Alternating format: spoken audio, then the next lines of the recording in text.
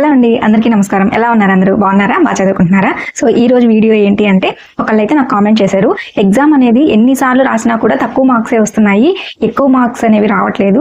So ఏమన్నా suggestion ఉంటే చేయండి, ఏమన్నా టిప్స్ ఉంటే చెప్పండి అని కామెంట్ చేయడం అయితే జరిగింది. సో అలాంటి వాళ్ళ కోసం అయితే ఈ రోజు నేను ఈ వీడియో చేస్తున్నాను. మనం ఎన్నిసార్లు ఎగ్జామ్ రాసాను, ఎన్నిసార్లు నేను టెట్ ఎగ్జామ్ రాశాను, సో ప్రతిసారి ఫెయిల్ అవుతున్నాను. సో టెట్ ఎగ్జామ్ అనే కాదు, మనం డిఎస్ ఎగ్జామ్ కావచ్చు, సో ఏ ఎగ్జామ్ అయినా కావచ్చు, రాసిన ప్రతిసారి ఫెయిల్ అవుతున్నాం. సో ఎందుకు అసలు ఎందుకు ఫెయిల్ అవుతున్నాము? ఫస్ట్ రీజన్ అనేది మనం తెలుసుకోవాలి. సో మనం ఈ విధంగా కనుక అంటే ప్రీవియస్గా మనం చేసిన మిస్టేక్స్ ఏంటి, సో ఎందుకు ఫెయిల్ అయ్యాము అనేది కనుక తెలుసుకుంటే కనుక సో దాని ప్రకారం మనం కొత్తగా ప్లాన్ చేసుకొని, సో అంటే ఇంతకుముందు మనం ఎలా ప్రిపేర్ అయ్యాము, ఇక ముందు ఎలా ప్రిపేర్ అవ్వాలి, సో ఈ విధంగా మనం కంపేర్ చేసుకొని కనుక మన స్టడీ ప్లాన్ని మార్చుకొని కనుక ముందుకు వెళ్ళాము అంటే ఖచ్చితంగా సక్సెస్ అయితే అవుతాము. సో ఆ విధంగా కొన్ని నాకు తెలిసిన విషయాలు అయితే కొన్ని ఇప్పుడు నేను మీతో షేర్ చేసుకోబోతున్నాను. సో మీకు కనుక యూజ్ అయితే కనుక ఖచ్చితంగా ఫాలో అవ్వండి. సో నాకు తెలిసిన కొన్ని టిప్స్ అయితే ఇప్పుడు నేను మీతో షేర్ చేస్తాను. ఫస్ట్ మనం ప్రీవియస్గా ఎక్కడ మిస్టేక్ చేసాము అనేది తెలుసుకోవాలి.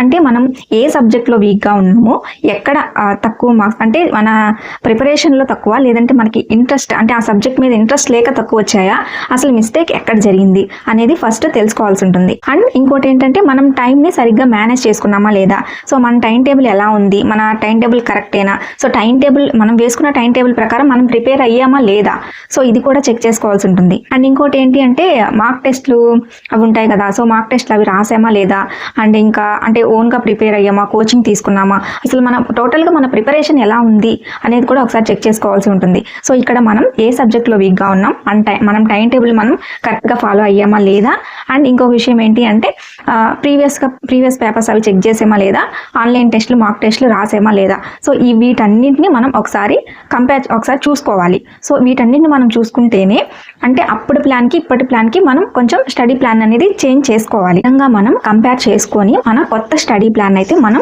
ప్రిపేర్ చేసుకోవాలి. ఇందులో మనం ఫస్ట్ సిలబస్లో మనకి ఇచ్చినటువంటి సిలబస్లో ఉన్న ప్రతి టాపిక్ని మనం కవర్ చేయాల్సి ఉంటుంది. నెక్స్ట్ స్టడీ ప్లాన్ అనేది మనం తయారు చేసుకోవాలి. అంటే ఏ టాపిక్ ఎప్పుడు చదవాలి, ఎంత టైం చదవాలి, ఏ సబ్జెక్ట్ ఎప్పుడు చదవాలి, సో దీన్ని మనం పర్ఫెక్ట్గా మనం డెఫినెట్గా షెడ్యూల్ అనేది వేసుకోవాలి. రోజుకి ఎంత టైం చదవాలి, ఏం చదవాలి, ఏ టాపిక్స్ చదవాలి, సో ఇదంతా ఒక షెడ్యూల్ మనం ప్లాన్ చేసుకోవాల్సి ఉంటుంది. సో ఇంకొక పాయింట్ ఏంటి అంటే అసలు ఎగ్జామ్ టైంలో మనం టైంని కరెక్ట్గా యూజ్ చేసుకుంటున్నామా లేదా, సో దాని మీద కూడా మనం ఫోకస్ చేయాల్సి ఉంటుంది. దాని మీద ఫోకస్ చేస్తూ దానికోసం కూడా మనం ప్రాక్టీస్ చేయాల్సి ఉంటుంది. ఇంకోటి నెక్స్ట్ ఇంపార్టెంట్ పాయింట్ ఏంటి అంటే మన దగ్గర కరెక్ట్ బుక్స్ ఉన్నాయా లేదా, వాటిని మనం కరెక్ట్గా యూజ్ చేసుకుంటున్నామా లేదా. సో మనకి 100%, 99% కాదు 100% మనకి టెక్స్ట్ బుక్స్ అనేవి చాలా చాలా చాలా ఇంపార్టెంట్. సో మనం అసలు మొత్తం టెక్స్ట్ బుక్సే ప్రిపేర్ అవ్వాలి. సో టెక్స్ట్ బుక్ని కనుక ప్రిపేర్ అయితే దాన్ని దాటిపోయే ఛాన్స్ అయితే అస్సలు ఉండదు. టెక్స్ట్ బుక్ని మనం ఎలా చదవాలి, చదువుతున్నాము రివిజన్ చేసేసాము అనుకుంటే సరిపోదు.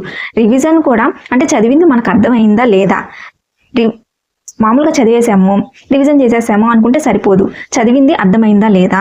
సో మనం ఎదుటి వాళ్ళకి, సో రేపు మనకి జాబ్ వస్తే మనం పిల్లలకి ఈ టాపిక్ని మనం చెప్పగలమా లేదా అని ఒకసారి మీరు చెక్ చేసుకోవాల్సి ఉంటుంది. సో ఆ విధంగా మనం చదవాలి. సో ఆ విధంగా చదివిన దాన్ని మనం ఒక 2-3 టైమ్స్ రివిజన్ చేస్తే అప్పుడు మనకి ఆ సబ్జెక్టు మనకి పూర్తిగా వచ్చినట్టు. నెక్స్ట్ ఇంకో పాయింట్ ఏంటి అంటే జీకే, కరెంట్ అఫైర్స్. సో జీకేకి కరెక్ట్ బుక్ ఉందా లేదా, కరెంట్ అఫైర్స్ని డైలీ ఫాలో అవ్వాలి. సో ఇవి రెండు చూసుకోవాల్సి ఉంటుంది. అండ్ చాలా మంది అడిగారు జీకేకి ఏ బుక్ బాగుంది అని. సో జీకే అంటే స్టాండర్డ్ జీకే అండి, అది ఇప్పటికి కాదు ఎప్పటికీ అలాగే ఉంటుంది, స్టాండర్డ్గానే ఉంటుంది. సో మ్యాక్సిమం అన్ని బుక్స్ కూడా ఒకేలాగా ఉంటాయి అని నేను అనుకుంటున్నాను. సో మీ దగ్గర జీకేకి ఏ బుక్ ఉంటే ఆ బుక్కి ప్రిఫరెన్స్ ఇవ్వండి. సో మనకి జీకే మ్యాక్సిమం టెక్స్ట్ బుక్స్ నుంచి కూడా వస్తాయి కాబట్టి బిట్స్ మీరు పూర్తిగా జనరల్ స్టడీస్ టెక్స్ట్ బుక్ని అందులో చూసి చదువుకోండి. సో మ్యాక్సిమం మనకి టెక్స్ట్ బుక్ నుంచే వస్తాయి జీకేలో కూడా. అండ్ నెక్స్ట్ ఇంకోటి ఏంటంటే డిఎస్సి ప్రీవియస్ బిట్స్. సో ప్రతి వీడియోలో ప్రతి టాపిక్కి మనం చెప్పుకుంటూనే ఉన్నాము. సో డిఎస్సి ప్రీవియస్ బిట్స్ చూడండి, అలాగే ఆన్లైన్ టెస్ట్ సిరీస్లు రాసుకోండి, ఎక్కువగా ప్రాక్టీస్ చేయండి. సో మనకి ఏ సబ్జెక్ట్ అయితే రాలేదో, మనం ఏ టాపిక్ మీద వీక్గా ఉన్నామో, సో దాని మీద మనం ఎక్కువగా ఫోకస్ చేయాల్సి ఉంటుంది. సో దాని మీద ఎక్కువ ఫోకస్ పెట్టి ప్రిపేర్ అయితే కనుక సో దాన్ని కూడా మనం ఓవర్కమ్ చేయగలం. అండ్ నెక్స్ట్ ఇంకో పాయింట్ ఏంటి అంటే మనకి ఏ సబ్జెక్ట్లో అయితే మనం వీక్ ఉన్నామో దాని మీద ఫోకస్ చేయాలి.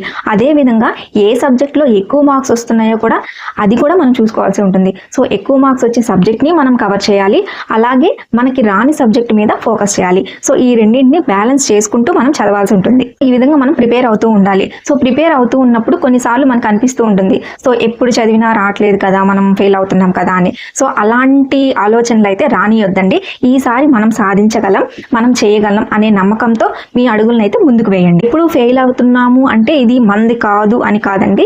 సో మనకి ఇంకా టైం ఉంది. సో మన టైం రావాలి. సో దానికోసం మనం ఇంకా కష్టపడాల్సి ఉంటుంది. సో దానికోసం మనం నమ్మకం ఉంచి మన స్టెప్ని అయితే ముందుకు వేద్దాం. సో ఇంకా మనల్ని మనం మెరుగుపరుచుకోవాల్సి ఉంటుంది. సో మనల్ని మనం మెరుగుపరుచుకుంటూ ఇంకా మన అడుగులను అయితే ముందుకు వేద్దాం. డెఫినెట్గా ఖచ్చితంగా ఏదో ఒక రోజు సక్సెస్ అయితే మాత్రం ఖచ్చితంగా సాధిద్దాం. ముందు చేసిన తప్పులన్నింటినీ సరిదిద్దుకొని సో వాటిని చెక్ చేసుకొని కొత్తగా అయితే స్టార్ట్ చేద్దాం. సో మనకి పాజిటివ్ మైండ్ సెట్ ఉండాలి. సో పాజిటివ్ మైండ్ సెట్ తో ఖచ్చితంగా మనం కూడా సక్సెస్ అవ్వచ్చు. ఈసారి గెలవాలనే పట్టుదలతో ప్రిపేర్ అవ్వండి, తప్పకుండా సాధిస్తారు.